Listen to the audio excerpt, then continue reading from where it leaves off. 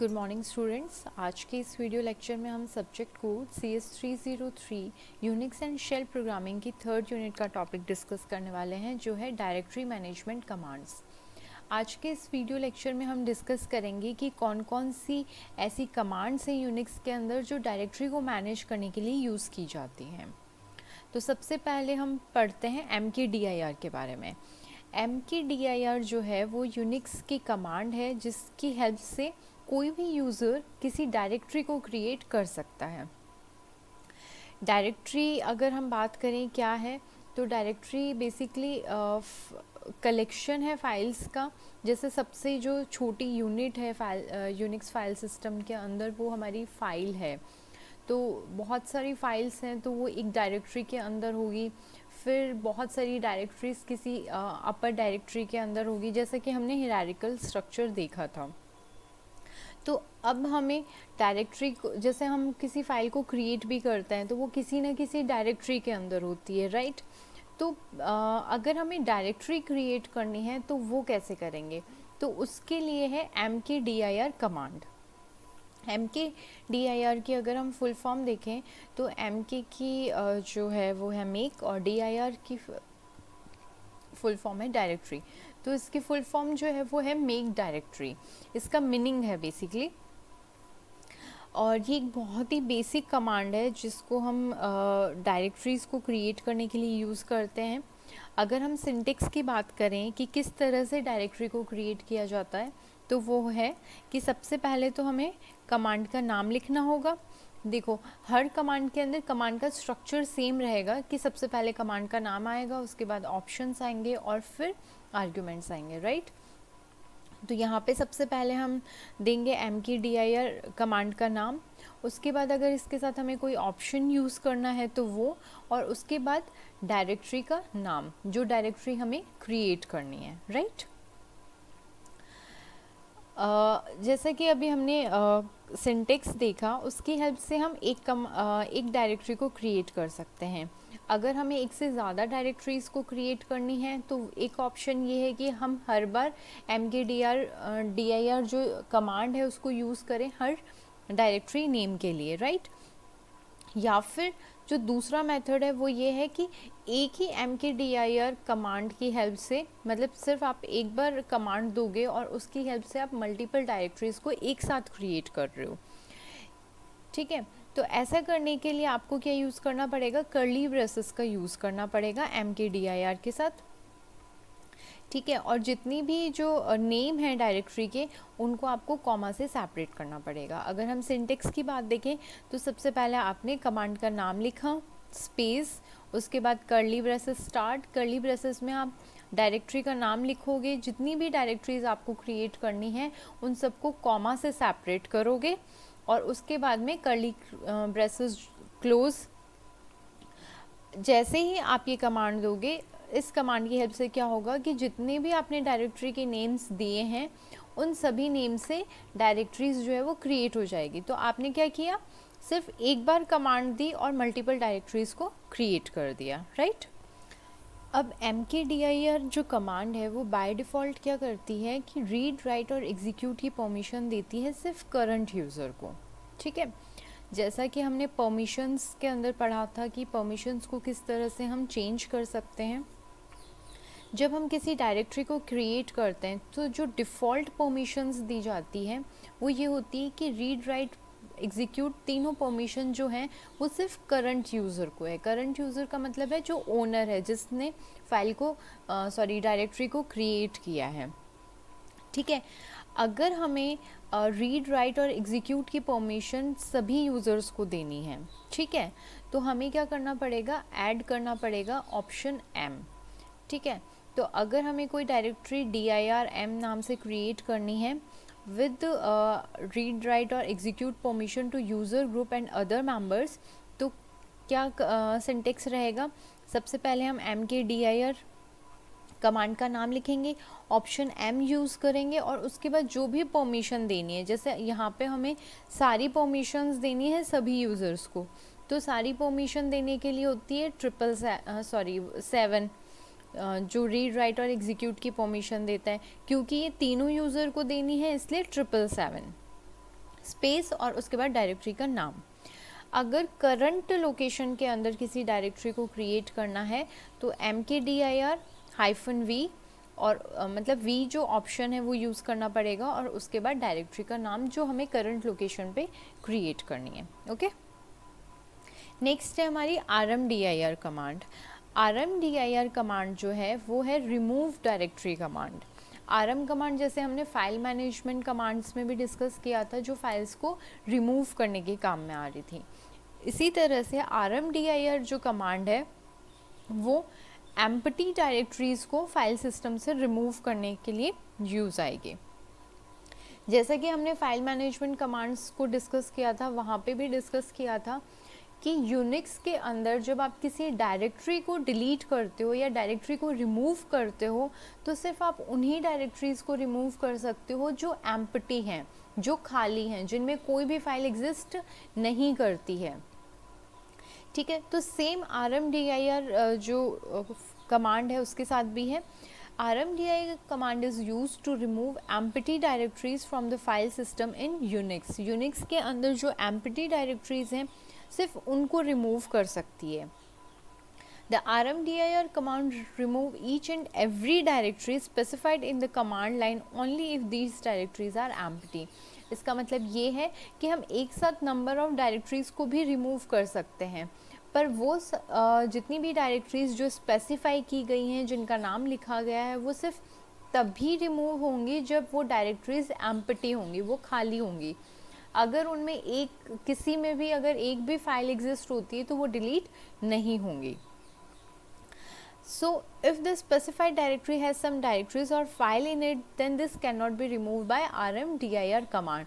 तो इसका मतलब ये है कि अगर किसी डायरेक्टरी के अंदर कोई फाइल्स प्रेजेंट है तो वो rmdir कमांड की हेल्प से हम रिमूव नहीं कर सकते।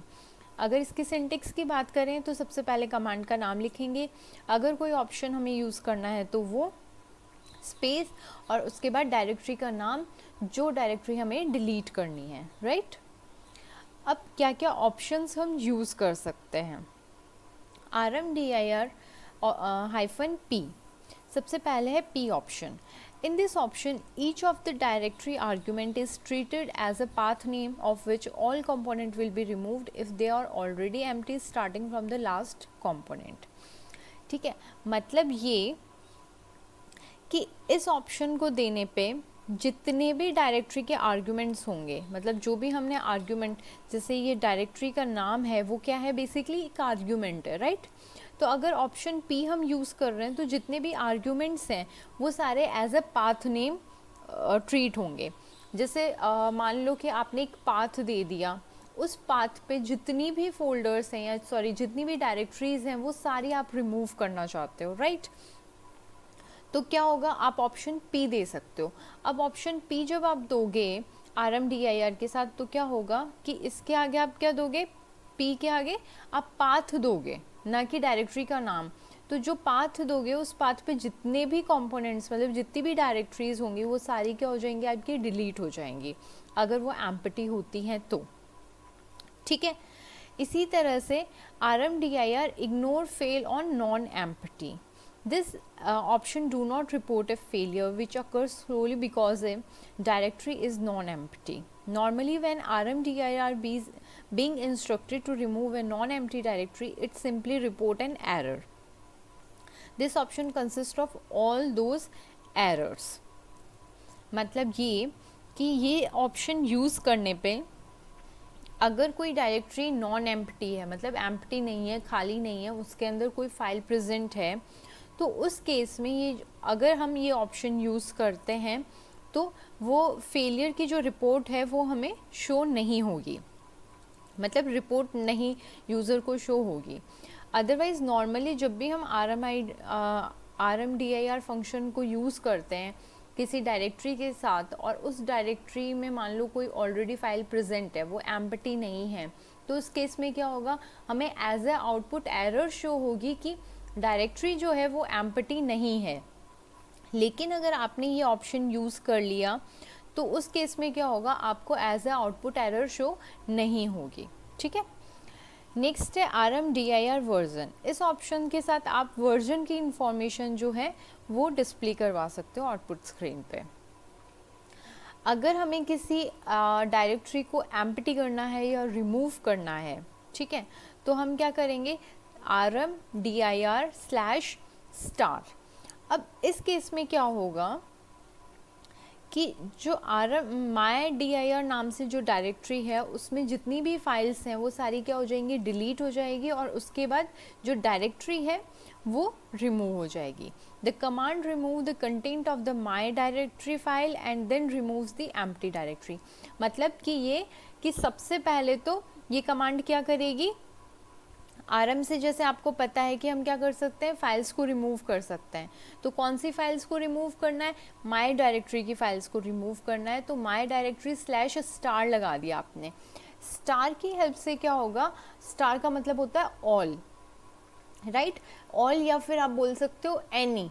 तो जितनी भी अगर एनी फाइल है तो वो एनी नंबर ऑफ फाइल्स को रिमूव कर देगा, ठीक है। और उसके बाद आप RMDIR फंक्शन को यूज़ करोगे माई डायरेक्टरी के साथ, तो ये डायरेक्टरी रिमूव हो जाएगी आपकी, ओके। नेक्स्ट है आपका CD कमांड। CD कमांड जो है वो है चेंज डायरेक्टरी।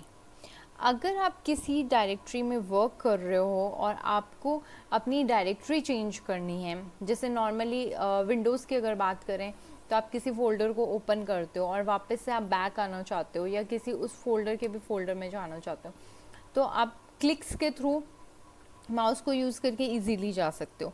लेकिन यूनिक्स के अंदर आपको क्या करना पड़ेगा, कमांड्स का यूज़ करना पड़ेगा। तो अगर आपको चेंज करनी है डायरेक्टरी तो उसके लिए आपको CD कमांड का यूज़ करना पड़ेगा, ठीक है।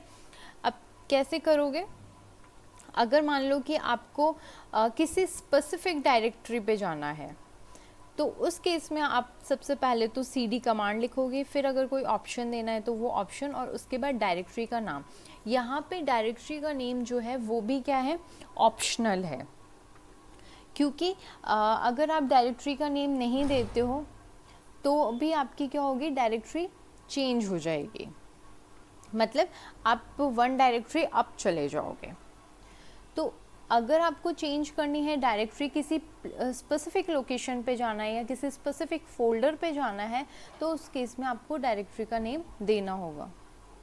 जैसे आपने यहाँ पे लिखा है चेंज टू अनदर फोल्डर, मतलब आपको अपनी जो करंट लोकेशन है, मतलब डायरेक्टरी चेंज करनी है, तो CD और फिर डायरेक्टरी का नाम। तो अब आपकी जो करंट डायरेक्टरी होगी वो क्या हो जाएगी, ये पर्टिकुलर जो भी आपने डायरेक्टरी का नेम दिया है वो। अगर आपको वापस से आना है जो पहले आपकी डायरेक्टरी थी, तो आप CD- दोगे। अगर आपको एक फोल्डर मूव अप करना है, ठीक है, एक फोल्डर अप मूव करना है, तो आप CD... दोगे। अगर आपको वापस अपनी ओरिजिनल लोकेशन पे आना है तो आप CD कमांड का यूज़ करोगे। अगर आप CD... टाइप करते हो तो आप करंट डायरेक्टरी को चेंज करते हो। In other words the command will not do anything, मतलब कि आप CD... लिख रहे हो, इसका मतलब ये है कि आप अपनी डायरेक्टरी को चेंज कर रहे हो। किससे चेंज कर रहे हो, जो करंट डायरेक्टरी है उससे चेंज कर रहे हो। तो जिस करंट डायरेक्टरी में आप हो उसी में रहोगे, right. For example, if you are currently working in this user local share directory, और अगर आपको स्विच करना है यूज़र लोकल डायरेक्टरी में, मतलब आप एक लेवल अप जा रहे हो, राइट। जैसे आप पाथ भी देखते हो कभी, तो आप देखते हो कि सबसे पहले C फोल्डर अगर लिखा हुआ है तो C फोल्डर में भी पर्टिकुलर आपका फोल्डर, फिर उसके अंदर फोल्डर, फिर उसके अंदर फोल्डर, इस तरह से पाथ डिफाइन होता है जब भी आप किसी फोल्डर को ओपन करते हो, राइट। तो अगर आपको वापस से एक फ़ोल्डर अप आना है, जैसे यहाँ पे देखो, आप देख सकते हो कि यूज़र के लोकल फ़ोल्डर के शेयर डायरेक्टरी के अंदर हैं, लेकिन आपको यूज़र के लोकल फ़ोल्डर में जाना है, मतलब शेयर से वापस बैक आना है, राइट। तो मतलब जो करंट डायरेक्टरी है उससे 1 लेवल अप आपको जाना है, तो आप क्या टाइप करोगे, CD... राइट। अगर आपको 2 लेवल अप जाना है, 2 लेवल अप का जाने का मतलब क्या है कि आप शेयर डायरेक्टरी के अंदर हो और शेयर से आपको यूज़र डायरेक्टरी में आना है तो आप cd डॉट स्लैश लगाओगे, ठीक है। तो इस केस से क्या होगा कि आप डायरेक्टली जो पेरेंट की पेरेंट डायरेक्टरी है उस पर पहुंच जाओगे। फॉर एग्ज़ाम्पल कि आप यूज़र के लोकल के शेयर डायरेक्टरी में हो और आपको आना है यूज़र के लोकल के सोर्स डायरेक्टरी, मतलब कि लोकल जो डायरेक्टरी थी उसमें दो डायरेक्टरीज बनी हुई थी, एक तो शेयर बनी हुई थी और एक सोर्स बनी थी। वी करंटली आप शेयर डायरेक्टरी में हो लेकिन आपको लोकल की सोर्स डायरेक्टरी में जाना है, तो आप क्या करोगे, cd डॉट स्लैश और src। अब यहाँ पे क्या होगा कि देखो cd डॉट का मतलब क्या है कि आप लोकल पे आ गए और लोकल पे आपने लगा दिया स्लैश src, तो इसका मतलब लोकल के src डायरेक्टरी के अंदर आपकी करंट डायरेक्टरी हो गई है। तो cd कमांड को बेसिकली हम डायरेक्टरी को चेंज करने के लिए यूज़ करते हैं।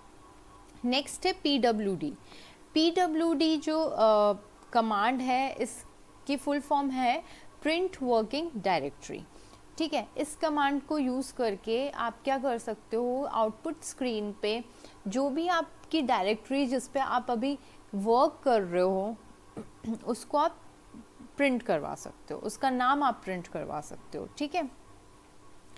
The pwd command is a command line utility for printing the current working directory, कि जिस डायरेक्टरी में यूज़र वर्क कर रहा है उस डायरेक्टरी के नेम को प्रिंट करना आउटपुट स्क्रीन पे, ये pwd कमांड का वर्क है। It will print the full system path of the current working directory to the standard output। standard output मतलब जो भी आपका टर्मिनल है वो। By default, the pwd command ignores symbolic link, although the full physical path of a current directory can be shown with an option. The pwd command is normally a shell built-in, meaning it is a part of the code that runs the shell rather than an executable code। मतलब ये कि by default क्या होता है, pwd सिम्बॉलिक्स को ignore करता है, ठीक है। तो अगर आप प्रिंट करवाना चाहते हो सिम्बॉलिक पाथ को तो आप pwd l यूज़ करोगे, और अगर आप एक्चुअल पाथ को प्रिंट करवाना चाहते हो तो pw के साथ ऑप्शन p यूज़ करोगे, ठीक है। मतलब आपको सिम्बॉलिक पाथ प्रिंट करवाना है तब तो आप ऑप्शन l यूज़ करोगे, और एक्चुअल पाथ जो है उसका वो प्रिंट करवाना है तो आप p यूज़ करोगे, और सिंपली आपको अगर प्रिंट करवाना है वर्किंग डायरेक्टरी, सिर्फ उसका नाम चाहिए डायरेक्टरी का कि किस डायरेक्टरी में आप वर्क कर रहे हो, तो आप यूज़ करोगे pwd कमांड, ओके। तो ये आपकी थी बेसिक डायरेक्टरी कमांड्स जो इसमें हमने देखा कि डायरेक्टरी क्रिएट कैसे कर सकते हैं, रिमूव कैसे कर सकते हैं, डायरेक्टरी प्रिंट कैसे करवा सकते हैं और किस तरह से डायरेक्टरी को चेंज कर सकते हैं। नेक्स्ट वीडियो लेक्चर में हम कुछ जनरल पर्पस यूटिलिटी कमांड्स को डिस्कस करेंगे।